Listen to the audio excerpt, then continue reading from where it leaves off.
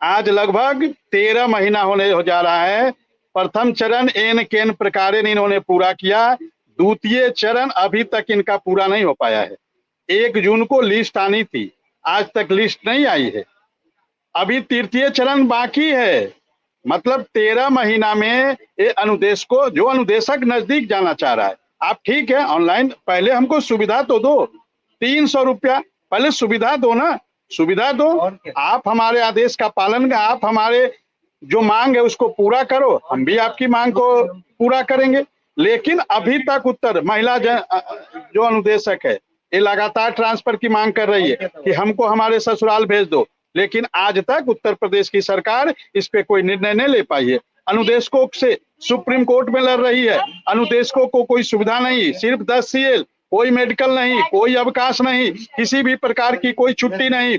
10 CL के बाद 11वां दिन आप विद्यालय नहीं जाएंगे तो आपका अनुपस्थित चढ़ जाएगा। आप बताइए, जबकि हम सूचना देते हैं, सूचना देने के बाद भी अनुपस्थित चढ़ता है, जबकि अनुपस्थित का मतलब होता है कि बिना सूचना के गायब होना। तो इस प्रकार से आप समझ सकते हैं, केवल तुगलकी फरमान, एसी कमरों में बैठकर केवल तुगलकी फरमान जारी किए जा रहे हैं। कर्मचारियों, अनुदेशकों, शिक्षा मित्रों, सहायक अध्यापकों की पीड़ा से किसी को कोई मतलब नहीं है, केवल अपना। अभी कल हम लोगों ने प्रदेश कार्यकारिणी और जिला कार्यकारिणी की बैठक ऑनलाइन बुलाई है और उस बैठक में हम लोग अपना विचार विमर्श करेंगे कि आगे हमें क्या निर्णय लेना है। और जैसा बड़े भाई लोगों का आदेश होगा, हमारे विनय सिंह जी जुड़े हैं, आदरणीय मनोज राय जी जुड़े हैं, साई जी जुड़े हैं, जैसा आप लोगों का आदेश होगा, निर्देश होगा, उत्तर प्रदेश का अनुदेशक भी आपके साथ कदम से कदम मिलाकर चलने को तैयार होगा सर। जी सर। चलिए, आपने बिल्कुल ठीक बात कही कि सबके साथ, सबके संगठन में सम्मिलित होकर ही, सबकी हाँ में हाँ मिलाकर ही एक बड़ी चीज तैयारी की जा सकती है। मनोज जी, क्या संगठन अधिकारियों से बात करेगा? आप भी मौजूद है मेरे साथ, विनय जी मौजूद हैं, विक्रम सिंह, क्या आप लोग अधिकारियों से मिलकर इस बाबत बात करेंगे?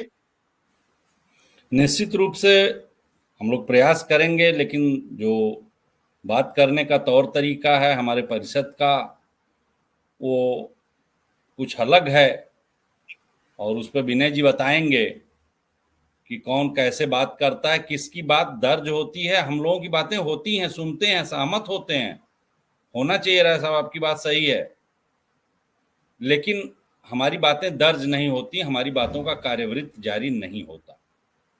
उसके लिए उनके लोग हैं जिनसे वो वार्ता करते हैं, और माना वही जाता है जो बहुमत से होता है। तो 3 संगठनों के अध्यक्ष मंत्री हैं पदेन, और 2 उनके अधिकारी हैं, तो वो एक संगठन किसी को भी मिला लेते हैं, और मिला लेते हैं जब उनको जरूरत होती है। एक तो ऑलरेडी उनसे मिला ही है, तो वो बहुमत से सारे आर्डर पास कर देते हैं।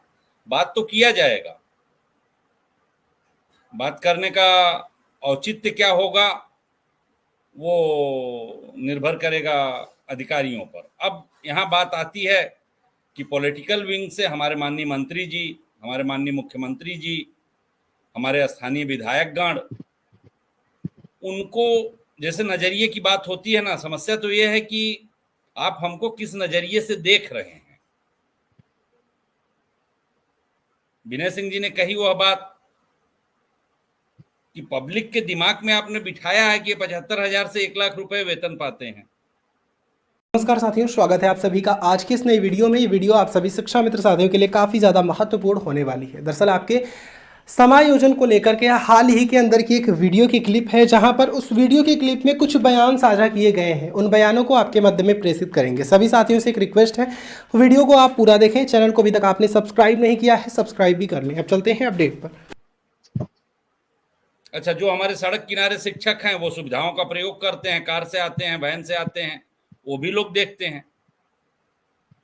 तो जो ये मानसिकता है ये बदलनी होगी, और जब सरकार के लेवल पे मानसिकता बदलेगी और अधिकारियों के पास लिखित जाएगा कि नहीं नहीं ये उचित नहीं है, तब ये रुकेगा। बाकी अधिकारी तो दृढ़ प्रतिज्ञ हैं, वो तो दृढ़ प्रतिज्ञ हैं।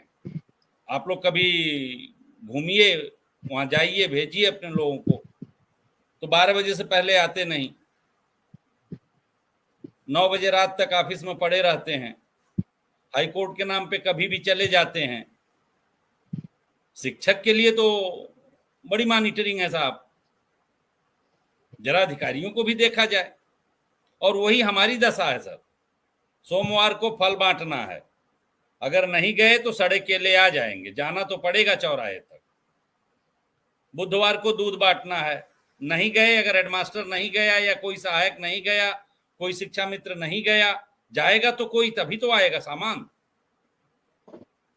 फिर सब्जी है, फिर और कार्यक्रम है।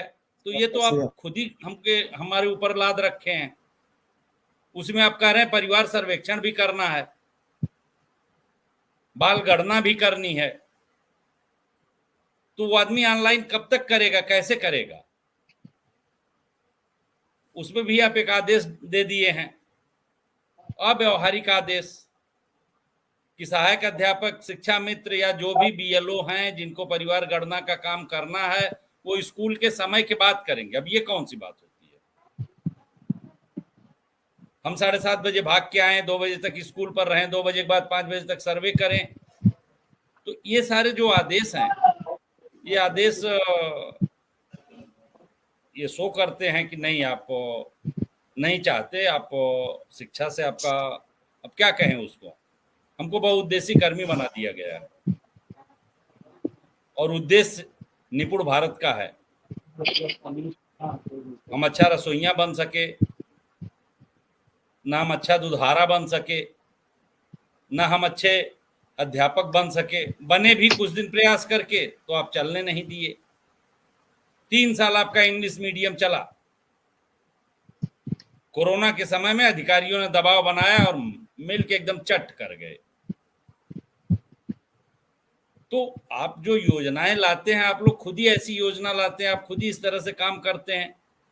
पहले आप तय करें कि हमको करना क्या है। हमको एजुकेशन के लिए रखा गया है, प्राथमिक शिक्षा के लिए रखा गया है, कि हमको कुपोषण दूर भगाने के लिए रखा गया है, कि हमको जो है एनीमिया का इलाज करना है, कि हमको गर्मी धूप बढ़ रही है, बारिश आ रही है, तो हमको लोगों को सावधान करना है, सड़क के किनारे मत जाओ, घास में मत जाओ, सांप काट लेगा। हमको करना क्या है, पहले हमको ये तो बताया जाए साहब। तो स्थितियां बहुत विकट हैं मिश्रा जी, और ये एकदम आदेश। राय साहब, मैं आपकी बात से सहमत हूं, लेकिन अभी जो विनय जी कह रहे थे वो बड़ी गंभीर बात है कि सरकार आखिर क्या इतने के बाद भी अपनी आंखें खोलने को तैयार है कि नहीं? कौन लोग हैं जो सरकार को जनहित की बात नहीं बता रहे हैं? कौन लोग हैं जो सामाजिक और सोशल बातों पर चर्चा नहीं कर रहे हैं? या कौन से अधिकारी हैं जो सरकार का सब कुछ डुबोने के लिए बैठे हैं कि बेटा डूब जाओ, खत्म हो जाओ, समाप्त हो जाओ, अपना तो राम ऐसे ही चलेगा। यहां तक ले आए, यहां तक ले आए। अब क्या और चाहते हो? विनय जी, लगातार ऐसे तुगलकी फरमानों से क्या लोगों में नाराजगी कम होगी या बढ़ेगी? लोग नाराज होंगे कि नहीं होंगे? लोगों में गुस्सा बढ़ेगा कि नहीं बढ़ेगा? बिल्कुल मिश्रा जी, मैं आपकी एक बात से पूरी तरह सहमत हूँ। बिल्कुल गुस्सा बढ़ेगा, और उसका खामियाजा भी भुगतेगा कौन, ये भी आप जानते हैं।